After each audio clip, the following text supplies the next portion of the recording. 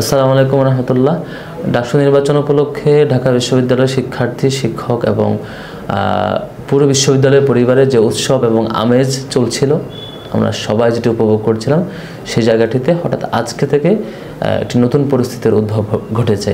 আমাদের প্যানেলের অধিকাংশ প্রার্থী সাইবার অ্যাটাকের শিকার হচ্ছেন।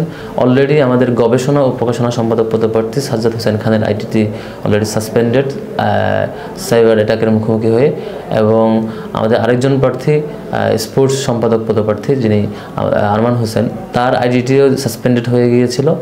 আমরা আমাদের বেশ কিছু ভাইদের সহযোগিতায় প্রাথমিকভাবে সেটি রিকভার করতে পেরেছি।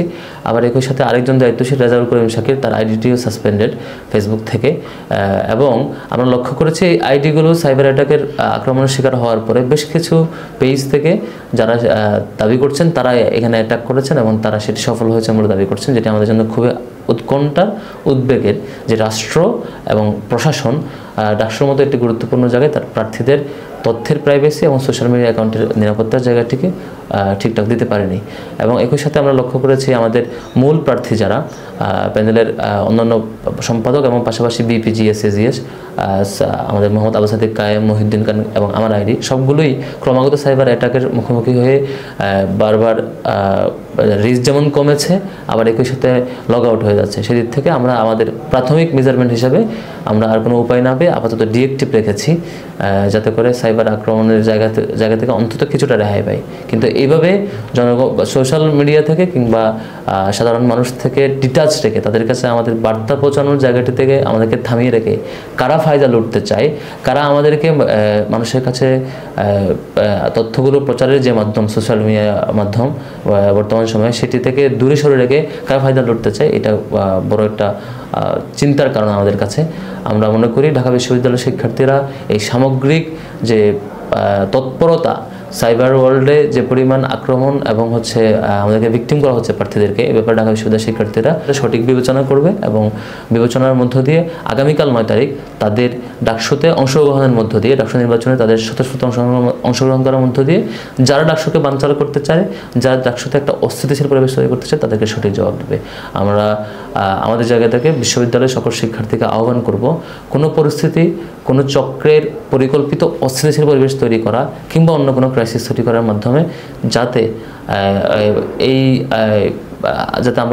আমরা আগ্রহ হারিয়ে না ফেলি, বরং যে পরিস্থিতি আসুক না কেন, যে ধরনের পরিবেশ তৈরি করতে চাক না কেন, যেরকমই ষড়যন্ত্র করুক না কেন, আমাদের ঢাকা বিশ্ববিদ্যালয়ের শিক্ষার্থীরা প্রত্যেকে যার যার জায়গা থেকে যাতে নির্দিষ্ট বুথে এসে নির্বাচনে অংশগ্রহণ করে এবং যার যার মতামত ব্যক্ত করে, সেই অনুরোধ করব বিশ্ববিদ্যালয়ের শিক্ষার্থীদের প্রতি। এবং আপনারা দেখেছেন এর আগেও জুলাই আগস্টের গণ অভ্যুত্থানে আগস্টের শেষের দিকে 2-3 তারিখ থেকে সোশ্যাল মিডিয়াতে অব্যাহতভাবে গুজব চলছিল, যাতে করে ফ্যাসিবাদী শক্তি শেষ মুহূর্তে পার পেয়ে যায়, সেরকম একটি পরিকল্পনা তাদের ছিল এবং অব্যাহতভাবে গুজব চলেছিল।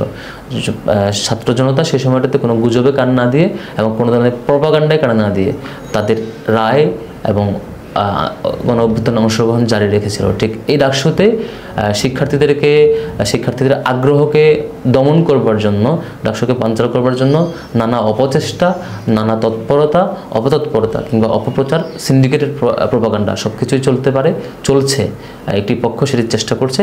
আমাদের দিক থেকে সকল শিক্ষার্থীর প্রতি বিনীত অনুরোধ থাকবে, এই ধরনের শেষ মুহূর্তের অপপ্রচার, প্রপাগান্ডা, সিন্ডিকেটেড প্রপাগান্ডা কিংবা অন্য কোনো অস্থিতিশীল পরিবেশ তৈরি করার অপচেষ্টা কোনোভাবেই যাতে আমাদের কোনো শিক্ষার্থী কোনোভাবেই সেটিকে ভয় না পায়, ঘাবড়ে না যায়, সেটিকে বড় ফ্যাক্টর হিসেবে বিবেচনা না করে, বরং আমরা তার বিপরীতে এসে সকল অপপ্রচার মাড়িয়ে, সকল বাধা মাড়িয়ে প্রত্যেক শিক্ষার্থী যেন যার যার জায়গায় যেখানে থাকেন না কেন আগামীকাল আমাদের নির্ধারিত বুথে এসে নির্বাচনে অংশগ্রহণ করেন, আপনার স্বাধীন মতামত ব্যক্ত করেন এবং আপনার পছন্দের প্রার্থীকে ভোট দেন।